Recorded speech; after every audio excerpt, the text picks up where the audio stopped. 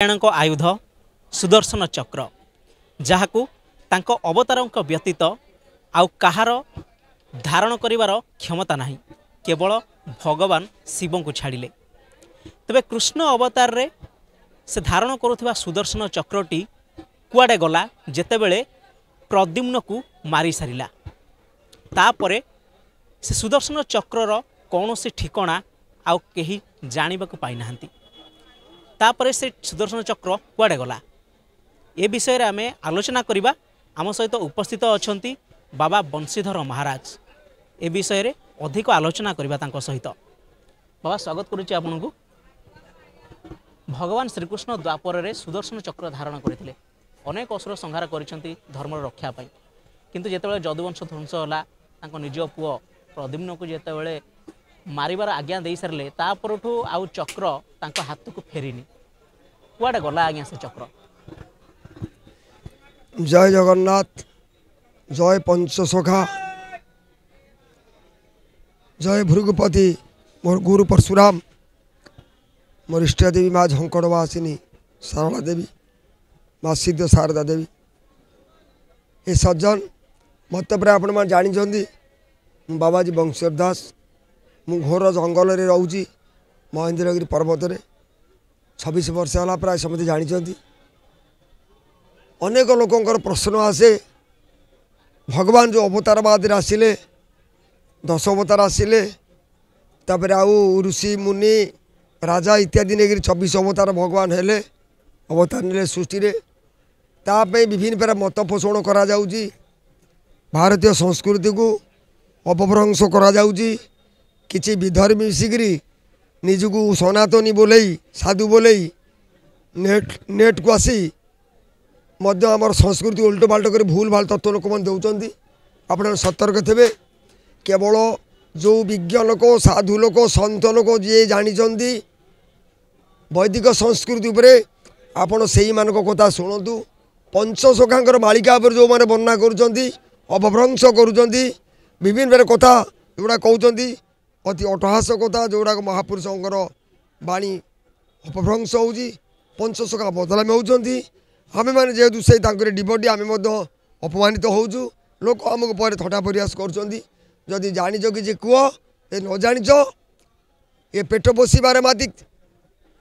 ये गृही जटा बांधी छाड़ी ए भीति महाप्रति लिखिं केवल पेट पोषिबार माती गृही जटा बांधी छाड़ी ए भीति। एणु गृही मैंने जटा जुट धारण करी निजको सन्यासी ब्रह्मचारी बानप्रस्थी बोलेबे विज्ञ बोलेबे एटी अमुक अच्छी से समक अच्छी मुसा करदेवी तेसा करदेवी। या हूँ कलिजुग बाबा भकत जे गुप थटे से निजक आत्मप्रकाश करना से लुचि छपिकी एणु भगवान जो 24 अवतार हेले अति दुर्लभ अवतार होती भगवान कृष्ण जे कि स्वयं भगवान स्वयं ब्रह्म अवतार रही कृष्ण आ जिते अवतार आसते सब अंश कला नहीं आसी भगवान परशुदेव बोले परशुराम से षष्ठ अवतार से 8 कला नहीं आसी एभली शक्ति पाखे जो धनु थिला भगवान परशुराम से जोड़ी थोले ये माटी द्वादश आंगुल दबी जाऊला। नारायणकर हूँ सारंग धनु, शिवंकर पिनाक धनु, परशुराम भगवान अजगव धनु, ए रामंकर कोदंड धनु, आमर भगवान वासुदेव कृष्ण को सखा अर्जुन हूँ गांडीव धनु। ये धनु सत्य जुगर तैयारी थिला। सत्य जुगे ब्रह्मा मंत कले ओंकार स्थापी ब्रह्मयज्ञ कले ओंकारु जनिला पुणी बाउंश सप्त पव मात्रा तार प्रकाश सखिलो देखिण वेदवर गढ़िलेक धनु नाना प्रकार गांडीव कोदंड पिनाक कले अजगव धनु बिहि गढ़िले अग खंडिक मो बईसी कले द्वापर जुगरे जन्मिली मुई बसा हरणे श्रीकृष्ण को दे जिते बसा हरण कर भगवान ब्रह्मा नहीं गले ये वासुदेव कृष्ण परम्पर बेकर ये गौड़ बाउड़ हाँ ये आदिवासी वनवासी को ईटा खाऊ भगवान नुह सब गाई गोरु बसा कमल पूरे ब्रह्मा पलैले। तापर देखिले जमी भगवान कृष्ण निज शरीर लक्ष लोक गाई गोरु बसा बालक सृष्टि करदे ब्रह्मा लज्जित हो कामधेनु को सांगे धरी आसिक भगवान कृष्ण मारे पहुँचिक शरण पशिकी बंशीकी से समर्पण करथिला। एणु भगवान परशुराम अजग बोधन कौटी अच्छी आमको जना ना भगवान परशु जे कि जमदग्नि नंदन जे कि महेन्द्रगिरी रोचंती पृथ्वी की एकविंश बार निक्षेत्रीय करते पिता होती जमदग्नि से समग्र पृथ्वी भ्रमण करी स्थाने स्थाने सब क्षेत्र रचना कर दी जाइए आम ओडिशा रे बहुत जगह जमदग्निकर बापा रुचिक महर्षि परशुराम अजा रुचि महर्षि रुचिक से अनेक स्थान प्रमाणित क्षेत्र सब अच्छी ये हूँ भारतीय संस्कृति ऋषिमुनि मान परंपरा तापर भगवान कृष्ण आसिले आसिले भगवान कृष्ण एतेंच अंश कला पुंस कृष्णस्तु भगवान स्वयं निज आयुध निज करे हेनि विहरे मर्तव्य शंख चक्र गदा पद्म चतुर्धा मूर्ति केवल भगवान कृष्ण पाखे आ पाखे नाला ये सज्जन जिते बड़े समग्र पृथ्वी रे कंस जरासंध ठार आरंभ करी कुरुवंश पर्यंत समग्र जिते दुष्ट अनार्य थिले समस्त को विनाश कले भगवान विनाश करी मथुरा रे मथुरा राजगादी क्या बसई ना उग्रसेन को सी द्वारकाधिपति होकर द्वारिका गोटे नूतन गढ़ निर्माण कर द्वारिका से रहिले से समय भगवान कृष्ण गोटे ब्राह्मणर जेते संतान हेले से राज्य रे कुआ शब्द करी मृत्यु हो जाए यही समय आठटा पुओ कुआ सातटा पुओ कुआ शब्द कर मरीगले आठटा संतान जो हवापाई अच्छी वासुदेव कृष्ण को निंदा कले ब्राह्मण से अर्जुन प्रतिज्ञा करते ये ब्राह्मण देवता मो सामने तमें कृष्ण निंदा जुजुषी निंदा करदे मु प्रतिज्ञा कर पृथ्वी में मुझे रखीदेवी नहीं ता शिरछेद कर सावधान से भगवान कृष्ण कहते सखा उत्तक्त होने से कौन कह शुण से कहले मोर जेतीटा छुआ जन्म हो कुआ शब्द कर मरुंच मोर वंश लोप हो आपण भली जड़े स्वयं परम ब्रह्म शासन कर निपुत्ति अपुत्रिक हो गली मोर कूल बुड़ीगला अर्जुन प्रतिज्ञा करते रखिए बोली आसिले अर्जुन कहते प्रतिज्ञा कर रखी न रखिले आत्मविसर्जन कर रखी पाइले ना आत्मविसर्जन कर जाऊे जाऊ भगवान कृष्ण आसिक सब कहला आस सखा ब्राह्मणर पुओ कौटी आना जमपुर गले जमपुर ना बरुणपुर गले बरुणपुर ना सारे खोजी खोजी चिंता कले कौटी अच्छी देखिले जे निराकार विष्णु पाखे अच्छा कौटी परम ब्रह्म जो अच्छा कहीं नहीं ना कृष्ण आसी लेखिकी 125 वर्ष बचापी से अधिका वर्ष रहीगले शत अधिक पंचविंश तोर पुरीला आयुष आयु तो प्रयोजन नहीं तबे कौन भी एत दिन है अच्छ तुम 125 वर्ष पूर्ण हो गला पलि आस निराकार विष्णु पाखे पहुँची कृष्ण अर्जुन से ब्राह्मणर पुओ 8 जन जाक आणिकी ब्राह्मण को देते से कहते हे वासुदेव एतिक दिन भितर तुम्हें आसिक पहुँचब समय देदेले एति दिन भर आसिक पहुँचब जाऊ से फेरला भगवान कृष्ण चिंता कले मु बर्तमान फेरबी मो स्थान को कौन करी ये समग्र जदुवंश सब दुष्ट तो मरीगले केवल वंश रहिले एणु वंश विनाश करने चिंता कले जो आरूढ़ पुरुष परम परमात्मा वासुदेव कृष्ण चिंता करुँच कौन करी केमती विनाश करी आखिर लुह बोची परम ब्रह्म से अनेक कथा पुराण कथा मु सर्ट्रे आपन को खाली कहीदे आ 2-3 पद सुदर्शन चक्र डाकिले कहला अरे सुदर्शन चक्र ये तो बर्तमान सब ध्वंस हो गले एरकरा बन जिते जदुवंश थे विनाश हो गले तापर समुद्र तो माड़ी आसला आउ किए रहा सुदर्शन चक्र कहले किए रहा जा बुलिकी देखिया किए रहिले कहला आज्ञा समस्त मरीगले कहीं ना मुझे समस्त को मारी सफा कर देछि आ किए रहा जड़े रहीगला किए से ना आपणकर अति अलियल पुत्र प्रद्युम्न तते किए गला तो छाड़ी आस भाई जा ताको मारिक आसु आज्ञा समस्त मरीगले आप वंश बुड़ीगला मुझे छाड़ी आई मोर आज्ञा सुदर्शन चक्र तू जा मारिक आसबू सुदर्शन चक्र कहला आज्ञा मुझे जाऊँगी मुझे आज्ञा बाहक आपणकर आज्ञा पालन कर मोर कर्तव्य मुझे जाऊँगी कि आउ फेरबी ना सुदर्शन चक्र मोते जे देले जिते बड़े सुदर्शन चक्र गला प्रद्युम्न को आज्ञा मारीची कि नहीं से ड्रप रहा आ प्रकाश ही नहीं